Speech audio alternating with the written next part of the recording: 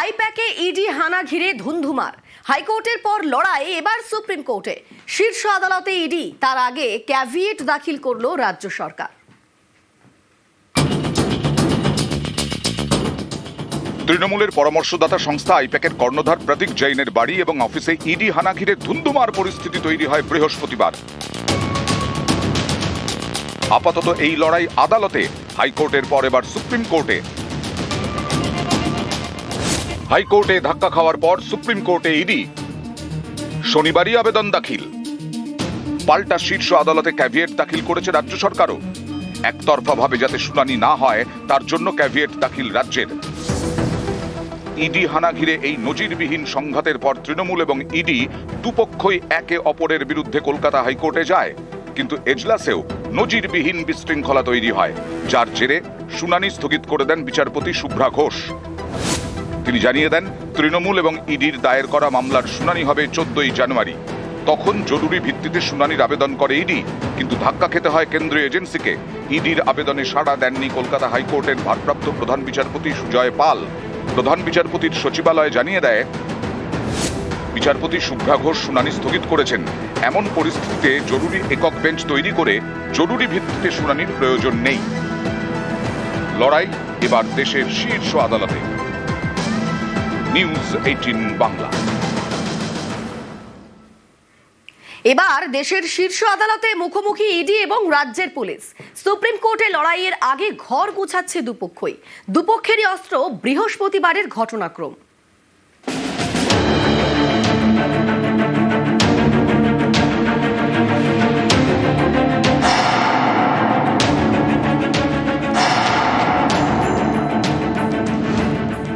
আইপ্যাকে ইডির হানা ঘিরে বেনজির সংঘাত। যে লড়াইয়ের আঁচ এখন সুপ্রিম কোর্টে পৌঁছেছে। শীর্ষ আদালতে লড়াইয়ের জন্য অস্ত্র সাজাচ্ছে দুপক্ষই। ইডি এবং পুলিশ দুতরফেরই হাতিয়ার। বৃহস্পতিবারের ঘটনাক্রম। সেদিন ইডির হানার সময় ঠিক কি হয়েছিল তা নিয়ে রিপোর্ট তৈরি করেছে কেন্দ্রীয় এজেন্সি এবং পুলিশ দুপক্ষই। কেন্দ্রীয় এজেন্সির দাবি, তাদের তদন্তে বাধা দিয়েছে পুলিশ। আইপ্যাকের কর্ণধার প্রতীক জৈনের বাড়িতে তারা যখন তল্লাশি চালাচ্ছে তখন সেখানে যান ডেপুটি কমিশনার প্রিয়ব্রত রায়। তিনি তদন্তের কাজে বাধা দেন বলে ইডির অভিযোগ। এরপরে সেখানে পৌঁছন কলকাতা পুলিশ কমিশনার মনোজ ভার্মা। তারপরেই যান মমতা বন্দ্যোপাধ্যায়। ইডির দাবি, বেশ কিছু গুরুত্বপূর্ণ নথি এবং ফাইল নিয়ে চলে যাওয়া হয়েছে। গোটা ঘটনাক্রম নিয়ে একটি রিপোর্ট তৈরি করে দিল্লিতে হেড অফিসে পাঠিয়েছে ইডি। ইডির তরফে দাবি করা হয়েছে, আর্থিক লেনদেনের তদন্ত করার সময় যে কোনো নথি খতিয়ে দেখে তারা। বৃহস্পতিবার সেই কাজই করছিল। তদন্তের স্বার্থে একটি তালিকা তারা আলাদা করে রেখেছিল। এর নেপথ্যে তাদের অন্য কোনো উদ্দেশ্য ছিল না। আলাদা করে রাখা এই ফাইলই আচমকা ঢুকে পড়ে তুলে নেন মমতা বন্দ্যোপাধ্যায়। ইডির দাবি, গোটাটার ভিডিও রেকর্ডিং রয়েছে তাদের কাছে। অস্ত্র সাজাচ্ছে ইডি, চুপ করে বসে নেই পুলিশও। তারাও ঘটনার একটি রিপোর্ট তৈরি করেছে। পুলিশের দাবি, বৃহস্পতিবার সকালে 7 নম্বর লাউডন স্ট্রিটে জোর করে কারো ঢোকার খবর পেয়ে যান তারা। প্রথমে বাড়ির নিচেই পুলিশকে বাধা দেওয়া হয়। ডেপুটি কমিশনার প্রিয়ব্রত রায়কে ধাক্কা দেওয়া হয়। পুলিশের দাবি, কোনো রকম সার্চ ওয়ারেন্ট দেখানো হয়নি তাদের। পুলিশ ফিরে আসার পরেই পুলিশ কমিশনার যান। এক্ষেত্রে পুলিশের অস্ত্র, ঘটনার ভিডিও রেকর্ডিং, সিসি ক্যামেরার ফুটেজ। আরও বিস্তারিত তথ্য জোগাড়ের জন্য প্রতীক জৈন, তার স্ত্রী এবং প্রতীকের মায়ের সঙ্গেও কথা বলছে পুলিশ। পাশাপাশি কথা বলা হচ্ছে আইপ্যাক কর্ণধারের পরিচারিকা এবং নিরাপত্তা রক্ষীর সঙ্গেও। ইডির তল্লাশি অভিযানের তদন্তে পুলিশের নজরে ইডি আধিকারিকরাও। ইডির তরফে কলকাতার যেসব অফিসার অভিযানে ছিলেন তাদের গতিবিধির ওপর নজর রাখছে পুলিশ। তল্লাশি অভিযানের সময় যারা পুলিশের সঙ্গে খারাপ ব্যবহার করেছিলেন, প্রয়োজনে তাদের জিজ্ঞাসাবাদও করা হতে পারে। পাশাপাশি ঘটনার দিন সিআরপিএফ এর কোন কোন জওয়ান উপস্থিত ছিলেন তাদেরও পরিচয় জানার চেষ্টা করছে পুলিশ। নিউজ 18 বাংলা। সামনে বিধানসভা ভোট, তার আগে পশ্চিমবঙ্গে বিশেষ নজর রেলের। চালু হতে চলেছে একাধিক অমৃত ভারত এক্সপ্রেস। উত্তরবঙ্গে একাধিক প্রকল্পের শিলান্যাস। আর এর পেছনে ভোটের অঙ্ক দেখছে তৃণমূল, যদিও তা মানতে নারাজ বিজেপি।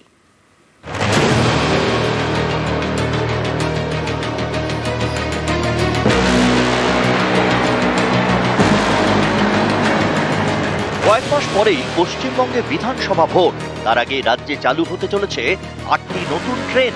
সবই অমৃত ভারত এক্সপ্রেস, বেশিরভাগই উত্তরবঙ্গ থেকে। নিউ জলপাইগুড়ি থেকে তামিলনাড়ুর Nagercoil, new Jalpaiguri Tiruchirappalli, Alipurduar junction Bengaluru, Alipurduar junction Panvel, Balurghat Bengaluru, Radhikapur Bengaluru. নয়া অমৃত ভারত এক্সপ্রেস পাচ্ছে হাওড়া শিয়ালদাও। ট্রেন যাবে সাঁতরাগাছি থেকে তাম্বারাম, শিয়ালদা থেকে বেনারস। এছাড়াও উত্তরবঙ্গের জন্য রেলের আরো একাধিক প্রকল্প রয়েছে, খুব তাড়াতাড়ি তার শিলান্যাস হওয়ার কথা।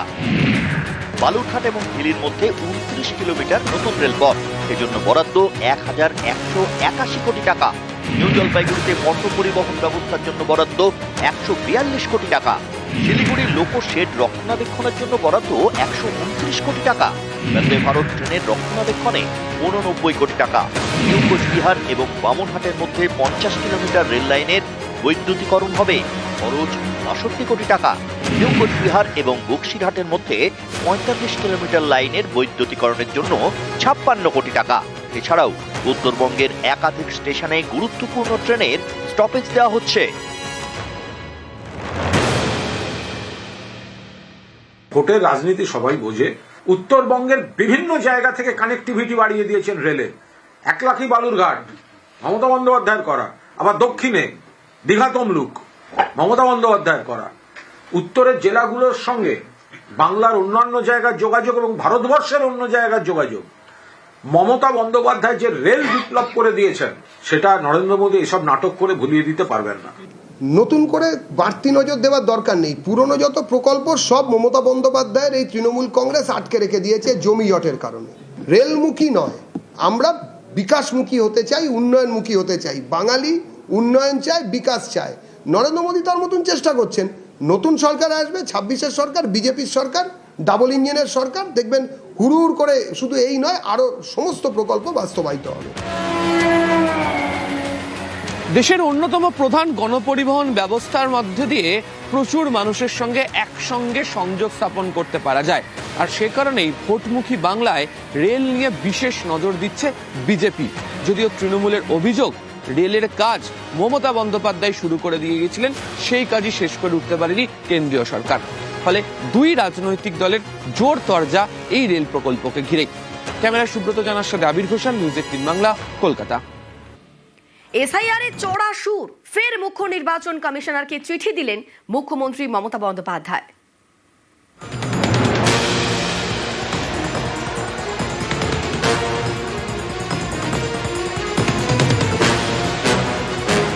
আমাদের next destination is election commission. চেষ্টা করতে হবে, লড়াই করতে হবে, আর যারা যারা ক্ষমতা আছে আমার সাথে যাবে, কলকাতা থেকে দিল্লি লড়াই হবে।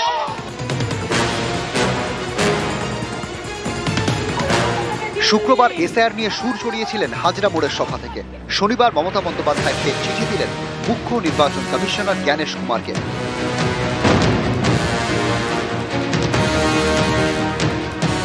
নোবেলজয়ী অর্থনীতিবিদ অমর্ত্য সেন থেকে শুরু করে কবি জয় গোস্বামী, অভিনেতা দেব, বাংলার বহু খ্যাতনামা ব্যক্তিকে এসআইআর এর শুনানিতে ডেকে পাঠিয়েছে নির্বাচন কমিশন। চিঠিতে নিয়ে ক্ষোভ উগরে দেন মুখ্যমন্ত্রী। লেখেন, এটা অত্যন্ত লজ্জার বিষয় যে নোবেলজয়ী অর্থনীতিবিদ অমর্ত্য সেনের মতো আন্তর্জাতিক খ্যাতিসম্পন্ন ব্যক্তিত্বকে হিয়ারিংয়ে হাজির হতে বলা হয়েছে যোগ্যতা প্রমাণ করার জন্য। অমানবিক এই প্রক্রিয়ার শিকার জয় গোস্বামী, দীপক অধিকারী, মোহাম্মদ শামী এবং ভারত সেবাশ্রম সংঘের মহারাজও। এটা কি নির্বাচন কমিশনের স্পর্ধা নয়? সব্বদ বরবাদ, অমর্ত্য সেন বরবাদ, বাংলার গর্ব জয় গোস্বামী বরবাদ। এই যে দেব বসে আছে, দেখুন কত দশক ধরে বাংলায় সিনেমা করছে, তাকেও ডেকে পাঠিয়েছে, 3 বারের এমপি। লজ্জা লজ্জা লজ্জা। বিজেপিকে জানাই ধিক্কার ধিক্কার ধিক্কার। চিঠিতে মুখ্যমন্ত্রী আরও লেখেন, এসআইআরে যেভাবে সাধারণ মানুষকে নাজেহাল করা হচ্ছে তাতে আমি মর্মাহত। ইতিমধ্যে 77 জনের মৃত্যু হয়েছে, 4 জন আত্মহত্যা করার চেষ্টা করেছেন, 17 জনকে হাসপাতালে ভর্তি করতে হয়েছে। যেসব মহিলা বিয়ের পর তাদের পদবি বদলেছেন তাদেরও হিয়ারিং এ ডাকা হচ্ছে পরিচয় প্রমাণ করার জন্য। এটা মহিলাদের প্রতি অসম্মান। সাধারণ মানুষকে দেশদ্রোহী বলে দাগিয়ে দেওয়া হচ্ছে, অকারণ কুকথা বলা হচ্ছে। নির্বাচন কমিশনের কাজে রাজনৈতিক পক্ষপাত এবং স্বৈরাচারী মানসিকতা স্পষ্ট। এই প্রক্রিয়ার একমাত্র উদ্দেশ্য ভোটার বাদ দেওয়া, ভোটার তালিকার সংশোধন বা নতুন কোনো ভোটার যোগ করা নয়। বসিয়েছে একজনকে ইলেকশন কমিশনে, তিনি কে? হোম মিনিস্টারের কোঅপারেশন ডিপার্টমেন্টের সেক্রেটারি ছিলেন, কিন্তু ভ্যানিশ কুমার যদি ভোট ভ্যানিশ করে দেয় তাহলে বলবো না কেন? কি ম্যাজিশিয়ান? জনগণ ঠিক করবে কাকে ভোট দেবে, না আপনি বিজেপিকে ইলেকশনে জেতাবার জন্য সব নাগরিকদের অধিকার কেড়ে নিচ্ছেন? নাগরিকদের অধিকার কেড়ে নিলে আপনার অধিকারও আমরা কেড়ে নেব। চিঠি শেষে মুখ্যমন্ত্রী হাতে লেখেন, আমি জানি আপনি এই চিঠির জবাব দেবেন না, ব্যাখ্যাও দেবেন না, তাও এগুলো আপনাকে জানানো আমার কর্তব্য। নিউজ 18 বাংলা।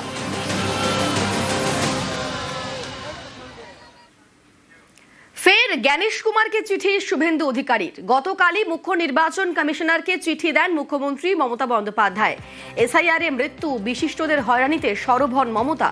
সিইসিকে চিঠি দিয়ে অভিযোগ খারিজ শুভেন্দু অধিকারীর।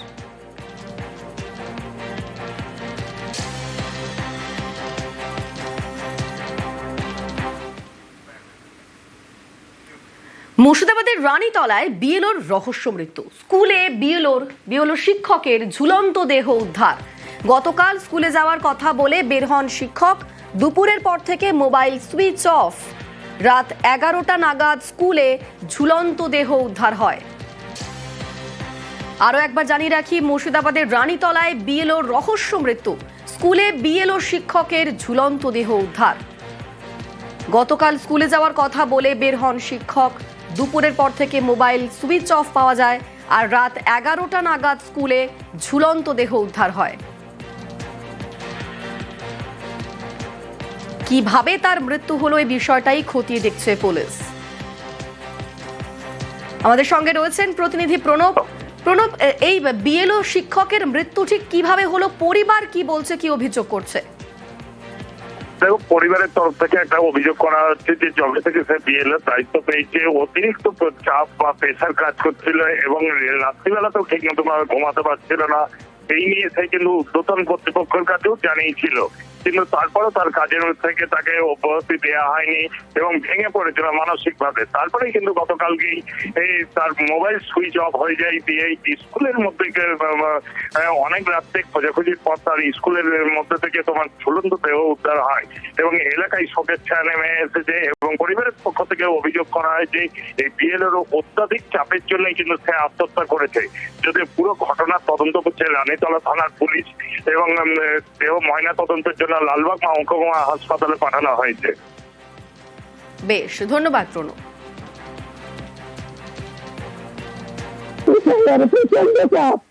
স্কুলের প্রচন্ড চাপ,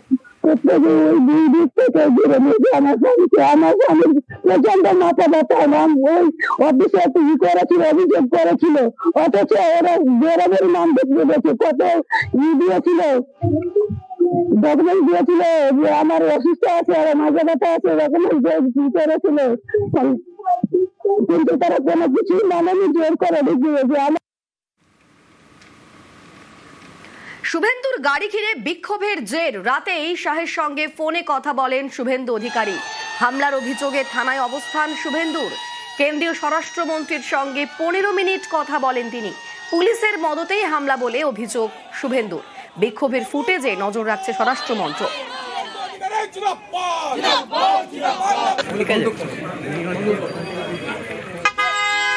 ঠিক কি হয়েছিল গতকাল?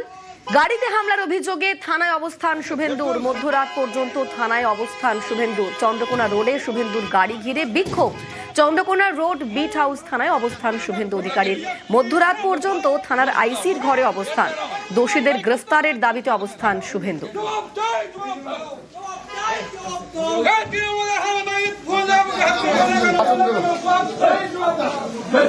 এখানে বসলাম যতক্ষণ এটা অ্যারেস্ট করবেন। হ্যাঁ, ইয়ার কি পেয়েছে না? আপনার যান, আপনার বাইরে, তোমরা বাইরে, তোমরা বাইরে, তোমরা বাইরে জমা সব যতক্ষণ অ্যারেস্ট করবেন। ইয়ার কি পেয়েছেন না? কেন বসবো? ইয়ার কি পেয়েছেন না? আমি পুরুলিয়া থেকে ফিরছি গাড়ির উপরে লাঠি দিয়ে, মোটামোটা লাঠি দিয়ে। হ্যাঁ, আমি পুরুলিয়া থেকে ফিরছি গাড়ির উপরে লাঠি দিয়ে, মোটামোটা লাঠি দিয়ে। হ্যাঁ, চৌমাথাটা পেরানোর পরেই ঝান্ডা নিয়ে 15 থেকে 20 চালু দুমা দুম করে গাড়ির কাছে বোনাটে কি করবেন? আইনগত কাজ করব। এখানকার পুলিশের ইনচার্জের সামনে বসে আছি, ইনারাই করিয়েছেন। আপনি কি মনে করছেন? না কমপ্লেন দেবো, ধরে আনতে হবে, আপনার পুলিশের সামনে হচ্ছে। না ঠিক আছে, আপনার স্কোয়াড, আপনার পাইলট সবার সামনে হয়েছে। না কমপ্লেন তো দেবো, কমপ্লেন তো দেবো, কি করতে হয় আমি জানি। কেন হলো মনে হচ্ছে আপনার? এটা কেন হলো? যাওয়ার আগে আতঙ্কিত পুলিশ করিয়েছে। যিনি বিধানসভার বিরোধী দলনেতা আছেন, তিনি যে মানসিকভাবে বিকারগ্রস্ত এবং বিপর্যস্ত, কারণ যেভাবে বিভিন্ন জায়গায় গিয়ে ঘোঁত গুতগুতি যেভাবে আওয়াজ দিচ্ছেন, সেক্ষেত্রে ওনার চিকিৎসা দ্রুত প্রয়োজন এবং তার জন্য সবচেয়ে ভালো জায়গা অবশ্যই সেবাশ্রম। তো আমি বলবো যে উনি 15 তারিখের প্রথম পেশেন্ট হিসাবে যদি নামটা রেজিস্ট্রেশন করেন, তাহলে বাংলার মানুষের জন্য। মধ্যরাত পর্যন্ত থানায় অবস্থানে শুভেন্দু, থানা থেকে বেরিয়ে মশাল মিছিল শুভেন্দুর। মঙ্গলবার চন্দ্রকোনা রোডে ফের প্রতিবাদের ডাক, পুলিশের বিরুদ্ধেও অসহযোগিতার অভিযোগ, পুলিশি গাফিলতি নিয়ে হাইকোর্টের নালিশের হুঁশিয়ারি।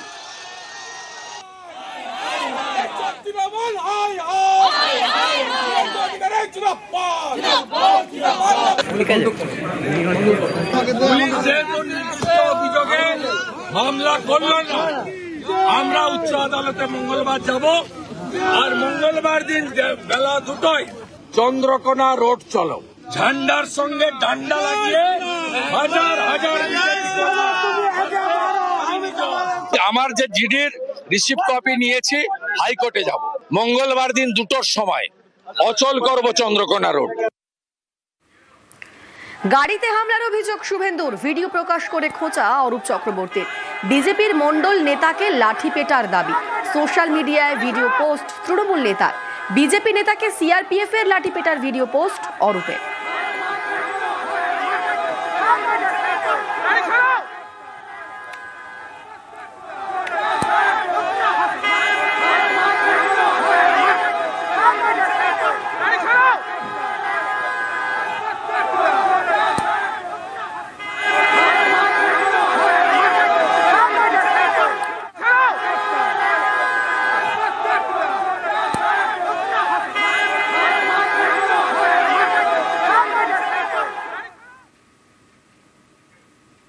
অর্ধেক অপারেশন করে আরো টাকার দাবি, কাঠগড়ায় নিউ টাউনের বেসরকারি হাসপাতাল।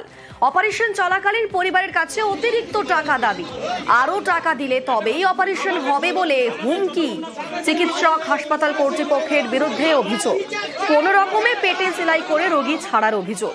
নিউ টাউনের বেসরকারি হাসপাতালে বিক্ষোভ, ঘেরাও, আর সেই পরিস্থিতি সামাল দিতে হাসপাতালে টেকনোসিটি থানার পুলিশ।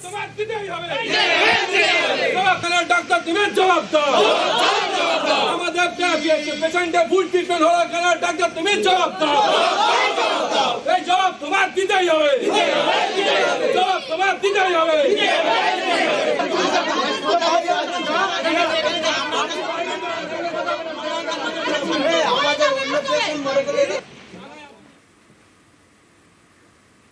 জলপাইগুড়ির দিকে নজর রাখবো। জলপাইগুড়িতে ফের খাঁচাবন্দি চিতাবাঘ, বানারহাটের খুঁটাবাড়িতে খাঁচাবন্দি করা হলো চিতাবাঘকে।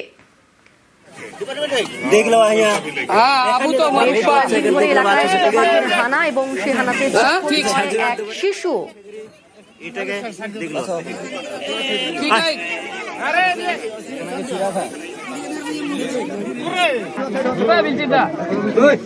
যে ছবি দেখছেন, জলপাইগুড়িতে আবারও খাঁচাবন্দি চিতাবাঘ, বানারহাটের খুঁটাবাড়িতে খাঁচাবন্দি চিতাবাঘ। গত কদিন ধরে এলাকায় এই চিতাবাঘের হানা এমনটাই খবর পাওয়া যাচ্ছিল এবং যে কারণে একজন শিশু জখম হয়েছিল বলেও খবর। শেষমেশ চিতাবাঘকে খাঁচাবন্দি করা হলো। আমাদের সঙ্গে রকি রয়েছেন, রকি আরো বিস্তারিত বলবে। রকি, দেখুন, বন দপ্তর কাটা ধরা পড়লো পূর্ণবয়স্ক চিতাবাঘ স্বস্তিতে খুঁটাবাড়ি এলাকার বাসিন্দারা। কারণ বানহাট থানার অন্তর্গত এই এলাকায় বেশ কিছুদিন ধরে চিতাবাঘের আনাগোনা চলছিল এবং স্থানীয় সূত্রে জানা গিয়েছে কিছুদিন আগে একটি চিতাবাঘের হানায় এক শিশুর মৃত্যু ঘটেছিল। এরপরই বন দপ্তর সেখানে বাঘ ধরার জন্য খাঁচা পাতে এবং নিয়মিত টহলদারি করতে থাকে। আজ সকালবেলা শ্রমিকেরা যখন বাগানে যায় তখন চিতাবাঘের গর্জন শুনতে পায়, সামনে গিয়ে দেখতে পায় খাঁচার মধ্যে একটি পূর্ণবয়স্ক চিতাবাঘ ছুটোছুটি করছে হচ্ছে। এরপর খবর দেওয়া হচ্ছে প্রচুর মানুষ সেখানে ভিড় জমায়। খবর দেওয়া হয় বিন্নাগুড়ি ওয়াইল্ড লাইফ স্কোয়াডের বনকর্মীদের, এবং বনকর্মীরা সেখানে পৌঁছে ইতিমধ্যেই চিতাবাঘটিকে উদ্ধার করে প্রকৃতি পর্যবেক্ষণ কেন্দ্রে নিয়ে গিয়েছে বলে বন দপ্তর সূত্রে খবর। প্রাথমিক চিকিৎসার পর তাকে ছেড়ে দেওয়া হবে বলে বন দপ্তর সূত্রে খবর। ধন্যবাদ।